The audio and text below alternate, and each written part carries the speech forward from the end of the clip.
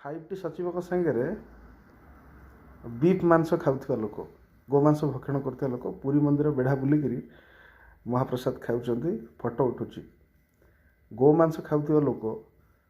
हिंदू धर्मर नुहति एवं आमर ओडिया घर परंपरा अनुजाई गोमांस भक्षण कर लोक पुरी श्रीमंदिर मना। फाइव टी सचिव मन रखा दरकार आपण पूर्व सरकारी प्रॉपर्टी थिले आपण ओडिशा राज्यर नुहति आपण बाहर राज्य आसचंदी एवं धीरे धीरे राजनीति पाद रखुंट तेणु ओडियांकर जो परंपरा अच्छी चालीचलन अच्छी एवं ओडिया सबू प्रति ओडिया घर मुरब्बी प्रभु श्री जगन्नाथ तांको सम्मान देवा शिखंतु एवं